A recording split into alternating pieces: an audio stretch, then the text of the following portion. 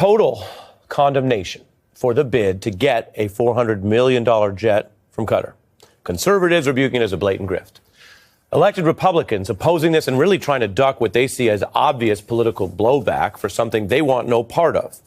Democrats blasting it, of course. And then many ethics and nonpartisan experts agreeing this is actually, numerically, the worst attempted corruption in the history of the White House. I hope you heard that. The worst attempted corruption in the history of the White House. And that is saying a lot, because the Trump administration has broken every record when it comes to corruption, from the $2 billion given by Saudi Arabia to Trump's utterly unqualified son-in-law to start a hedge fund, to the crypto scams that prey upon Trump's own supporters. But this one, a gift of a 747 from Qatar for Trump's personal use after he leaves office, this one may have crossed the line. And here to talk about it, after literally thousands of you asked for more of them, are ex-Navy SEAL Dan Barkhuff and ex-Navy Task Group Commander Bobby Jones.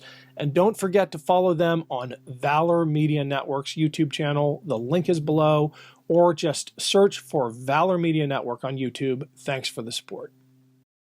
Okay, so you probably just saw a clip of a $400 million gift from the Qatari government to President Donald Trump. And he is hypothesized and said that he will use it as the new Air Force One. And then when he leaves office, whenever that is, according to him, he will then use it for his presidential library. This is the most blatant, corrupt thing I think I have ever seen an American president do and try to get away with. Are you kidding me? $400 million, Dan. $400 million. So how much? Well, what do you get in return for that? Okay, so there's so much. So that's the question. So there's the corruption angle, right, guys? There's a lot of. Yes. Obviously, Sure. This is quid pro quo. Trump is famously transactional, and all even the people who like that's the only way he works. Even the people who like Trump, they tout that as a positive, right? Like he is, realpolitik, like Henry Kissinger on steroids, whatever. But he's not doing anything for anyone out of the goodness of their heart, nor does he necessarily expect them to do anything for him. This is a business transaction, folks. This is nothing to do with, we just want you to have a gift of $400 million. So what is that buying you, Dan? You're giving almost a $500 million aircraft to a man that, one, loves planes, two, his entire life has dealt in transactions, like you said. Three, the first place he went in his first administration was to the Middle East on his first foreign trip. Right. Same thing this time. Let's remember. And four, he signed off on a new Air Force One on his way out of his first term. Therefore, there is no need to get a new Air Force One built by a foreign government. It is literally a Trojan horse that is gold-plated. We don't know what and people are like, well, they can pull it apart and put it back together. I don't care. I don't care. Since when does the United States of America accept other countries' military equipment here in the post-World War II world order? Because if it's Air Force One and has that designation, people, that means it will be part of the United States Air Force. This is not, it's so cliche to be like, this is a Trojan horse, but it obviously is, right? We spy on people all the time. All people spy on us all the time. This is the way the world works. Do you know who spied us on World War II? The Germans, the Russians, the Japanese, all these people. You know who else? The British. The British spied on us in World War II. We spy on our allies. We spy on our enemies. We do it all the time. So Qatar is not giving let's say for a second that they did this with the best of intentions and actually are gifting this $400 million aircraft to Donald Trump. I mean, so then you have to assume that people like the Russians have had no access to this. None of the parts were made at any point. Right, at any point. At any point. We just saw an Israeli intelligence operation against Hamas maybe a year ago where they blew up all these pagers all of a sudden that had gone through Taiwan.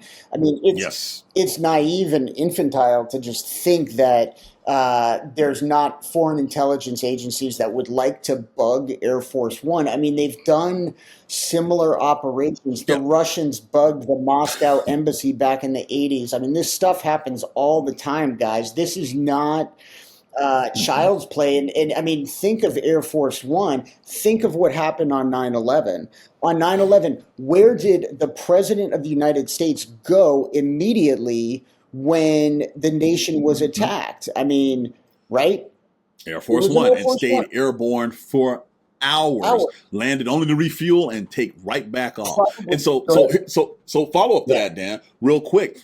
I'm glad you mentioned the Israeli operation that happened about a year ago, a little over a year ago, where they inserted themselves into the supply chain to get those pagers to do. So we're over here hoping, we're looking at it from a scenario, at best, they're just bugging Air Force One if you accept this plane. At worst, could be flying anywhere. Boom. And this is not some hypothetical situation, people. This has been proven to happen. And if you want to get at the most powerful military in the world, and all of those leaders that'll be riding Air Force One. How many times does the president go with another cabinet secretary on Air Force One? The biggest press personalities, the press pool that travels with him, other diplomats, CEOs that are trying to talk to him about these various issues. They're all put at risk. Why? Because of this man's ego. Because they plated stuff with gold. And it looks great. Even though, again, you signed off on a new replacement plane built in America, built to military specifications, built to the specifications for you to be the commander-in-chief, not for you to be the partier-in-chief, which is what this thing is when you look at these pictures and videos. There's not enough men like me who do whatever they want. Are you sick of it yet? Those people need to be, when we take power, they need to be given the death penalty. The anger. I live like a capitalist every single day, Cenk. I live as a capitalist. The hate. And we have a system of checks and balances. That's a good one. That's really funny. We do? The idea that to be a man, you have to be a bully. Fuck you! We should be better than this. Females don't have independent thought. They don't come up with anything. Our kids deserve better than this. It's like women want equal rights when it's convenient, but then they still want the door open for them. So help us change it. Subscribe to Valor Media Network, where you can find shows on sports, men's health, and patriotism without the resentment and division. True strength is about discipline, resilience, and service. If you've wondered where all the positive role models are, especially for young men, check out Navy SEAL Dan Barkhuff and Commander Bobby Jones as they share stories of service and sacrifice. Being good at being a man is about what you do for others and not what you do for yourself. Listen to Jason Tander and co-hosts Ravi Gupta and Adisu Demisi give you the inside track on the politics of sports.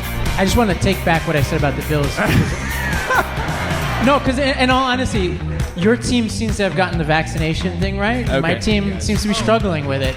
These shows and many more from Valor Media Network prove that you don't have to be an asshole to connect with young men today. Subscribe to Valor Media Network today. It is a Trojan horse. It is an accident waiting to happen. It is, in the best possible scenario, it is a huge bribe to Donald Trump, who likes huge bribes. And what did they get in return? By the way, you talking about bribe. Trump's sons have been in the Middle East prior to him arriving to look and accept this plane. Sure. Now, let's go back. I'm old enough to remember when Joseph Biden was in office and they went after Hunter Biden for all of the business stuff, all the corruption, blah, blah, blah. And I remember how people like Jim Jordan leading that charge, and he's a man of the people because his sleeves rolled up and he wears no jacket in Congress, going after the Biden family. They call them the Biden crime family. all this stuff. But I'm also old enough to remember Donald Trump's son-in-law, Jared Kushner, doing the same exact stuff in the first administration. No, it was still I'm much also more old- effective. The Trumps, I mean- the Trumps and Kushners have been much better at getting bribes than the Bidens were. I mean, let's be honest, right? Like Jared Kushner got a $2 billion sweetheart deal to bail their building Saudi out. Arabia, which Right. Right. It's also sort of at odds with MAGA's kind of worldview. I mean, right? Like they are the staunchest of kind of pro Netanyahu apologists, and Qatar works hand in hand with Hamas. I was just about to bring that up, and that's the thing that blows your mind, right? We have an air base in Qatar, right? I mean, huge. Been there multiple times. You've been there. I've been there all the time. Got a Starbucks. Yeah. I think it was green beans, man, right? Is that what it, well, they put them in the little Starbucks cups, though, so I assumed it was Starbucks. Yeah, I mean, I thought it was green beans when I was there. But anyway, it's an interesting story, guys. It hopefully will not come to pass. You're already hearing even the craziest people in MAGA land, like Laura Loomer, speak out against it. Yes. It's eye-popping. It's a Rubicon that you cannot uncross.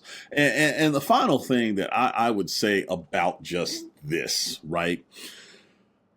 I cannot think of someone who has more nakedly tried to use the office of president to enrich themselves. And up to this point, he's been doing it, but Congress has been silent. Part of the reason is because Congress has also profited off of some of the stuff he's done too. The manipulation of the markets with the tariffs and stuff. There are Congress members that have made a ton of money here since he's come back into office. A ton. One, Marjorie Taylor Greene, who doesn't want to answer that question, but magically she knew when to buy, when to sell, et cetera, right? But this is so ridiculously over the top. It's so grandiose, right? And I think part of the reason people are disgusted by it, like you said, Laura Loomer and other hardcore MAGA people, is because it's so nastily gaudy. Dude, it's gaudy. Trump's only real peers in terms of corruption are international. I mean, there's, Bob Menendez, got indicted, right? Like that is nothing. Like Donald Trump bangs that out before breakfast. A couple of gold bars, right? Like, I mean, Eric Adams, right? These people are that's low level stuff. Donald Trump's peers from a boss level is Putin, Slobodan Milosevic, probably Pol Pot. Hugo Chavez. Right? Like he's really taken America to the next level in the corruption game. It's incredible, but I don't know about it. The man actually said, and when he was asked about it, he's like, we could pay him $400 million and go through this and get permission from Congress, or I could say thank you. Yeah. And he said it in a way where he literally thought he was convincing everybody. Like, doesn't this make sense? And everybody's just blankly staring at him like, yeah. What? Right. It's nuts, man. So keep an eye on it, guys. And that's our moment of zen for the day. Good luck out there, people. Stay sharp.